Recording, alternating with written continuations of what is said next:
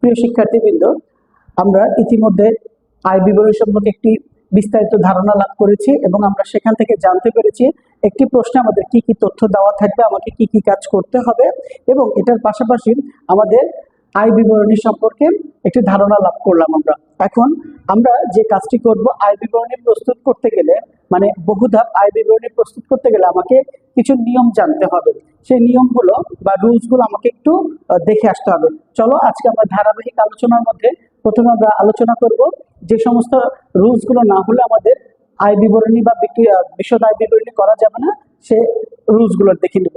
তবে এই নিয়মগুলো অনেকের কাছে খুব কঠিন মনে হয়, অনেকের কাছে মনে হয় যে এত কঠিন এন্ট্রিগুলো আমরা কিভাবে মনে রাখবো। তো আমরা একটু সহজে কৌশলের মাধ্যমে যদি আমরা একটু শিখতে পারি, আশা করছি তোমরা খুব সহজেই মনে রাখতে পারবে। তাহলে শিক্ষার্থীরা তোমরা একটু খেয়াল করো, যদি আমরা বিশদ আয় বিবরণী করতে যাই তাহলে আমার সবার প্রথমে যে তথ্যটি লাগবে সেটি হচ্ছে নিট বিক্রয়। তাহলে আমরা প্রথমে নিট বিক্রয় সম্পর্কে জানবো, মানে বিক্রয়ের মধ্যে কি কি তথ্য দেওয়া থাকবে, কি কি সমন্বয় থাকলে আমরা যোগ করব, বিয়োগ করব, এই সমস্ত তথ্যগুলো আমরা এখান থেকে জানতে পারবো।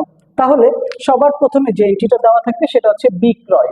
আচ্ছা, এখন বিক্রয় যখন দেওয়া থাকবে, আমরা এখানে ছোট দুটা বর্ণ লিখেছি, একটি লিখেছি টিবি আর তার পাশে লিখেছি সিআর। এখন এই টিবি মানে কি?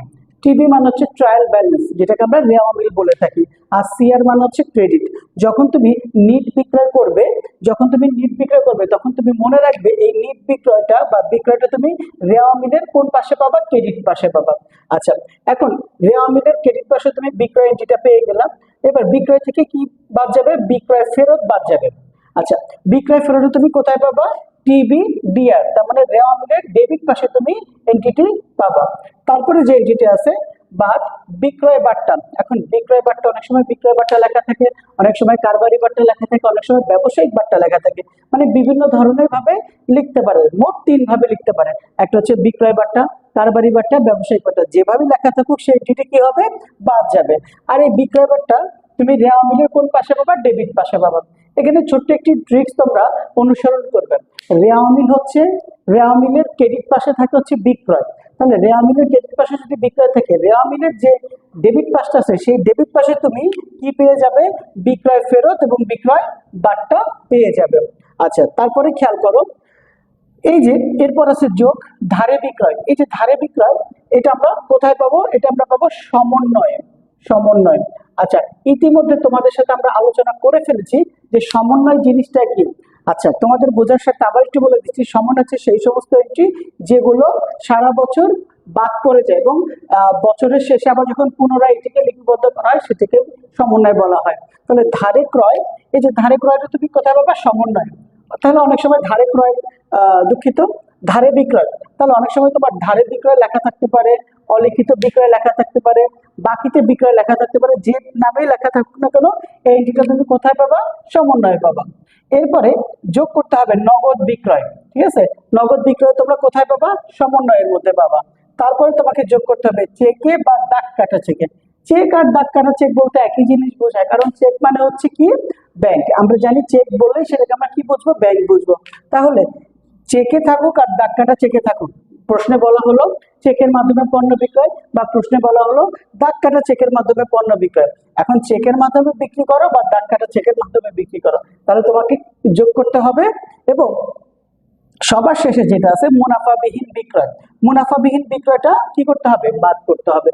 এখন মুনাফাবিহীন বিক্রয়টা কি? মুনাফাবিহীন বিক্রয় হচ্ছে সেই বিক্রয় যা যে দামে পণ্য ক্রয় করা হয় একই দামে পণ্য কি করা হয়? বিক্রয় করা হয়। সেজন্য এখানে কোনো লাভ বা ক্ষতি থাকে না, বিধায় বিক্রয় থেকে মুনাফাবিহীন বিক্রয়টাকে কি করতে হয়? বাদ দিতে হয়। এই যে আমরা ধারে বিক্রয় থেকে মুনাফাবিহীন বিক্রয় পর্যন্ত যে 4টা এন্ট্রি আছে, এই 4টা এন্ট্রি আমরা কোথায় পাবো? সমন্বয়ের মধ্যে পেয়ে যাব। আচ্ছা, তার মানে টোটাল 7টা এন্ট্রির মধ্যে আমরা 3টা এন্ট্রি আমরা রেওয়া মিলে পাবো। প্রথম এন্ট্রিটি পাবো রেওয়া মিলের ক্রেডিট পাশে, বাকি 2টো এন্ট্রি পাবো রেওয়া মিলের ডেবিট পাশে, আর বাকি যে 4টা এন্ট্রি দেওয়া থাকবে এগুলো পাবো আমরা সমন্বয়ের মধ্যে।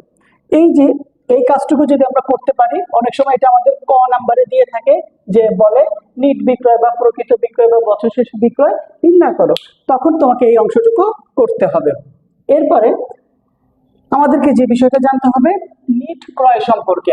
আচ্ছা, নিট ক্রয়টা কি, চলো আমরা একটু দেখে আসি। প্রথমে আমার লাগবে ক্রয়। ক্রয়টা কোথায় পাবো? TB DR. তাহলে ইতিমধ্যে আমরা টিবি নিয়ে আলোচনা করে ফেলেছি। টিবি মানে হচ্ছে ট্রায়াল ব্যালেন্স, মানে রেওয়া মিল।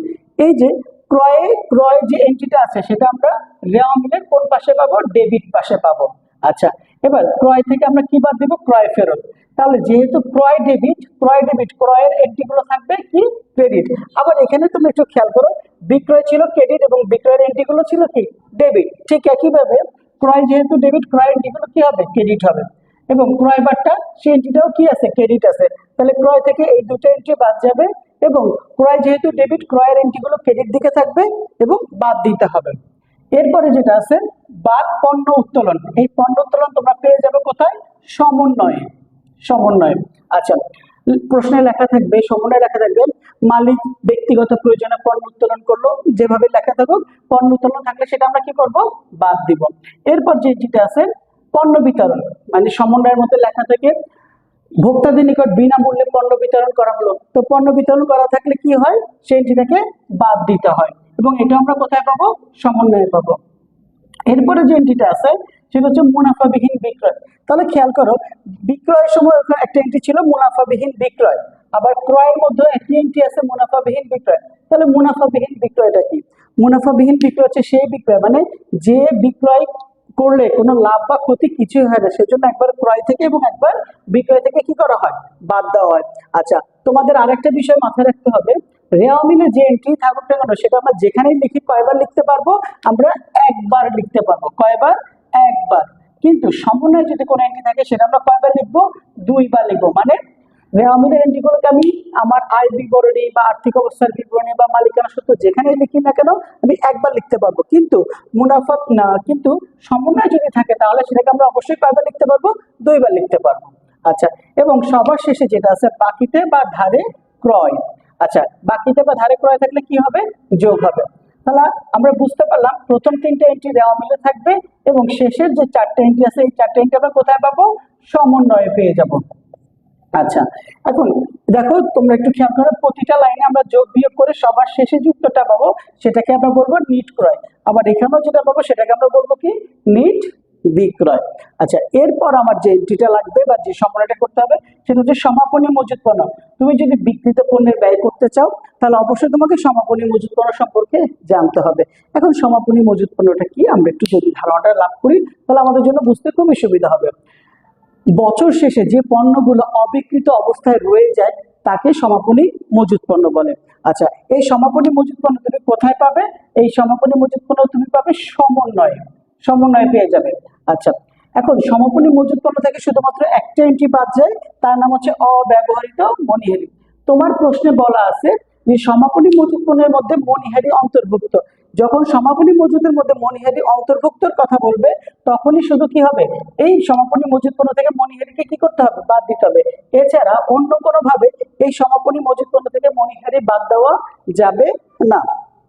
তাহলে আমরা মোটামুটি বুঝতে পারলাম যে নিট বিক্রয়টা আমরা কিভাবে করব, তারপরে জানতে পারলাম নিট ক্রয়টা কিভাবে করব এবং জানতে পারলাম সমাপনী মজুদ পণ্য কিভাবে করব।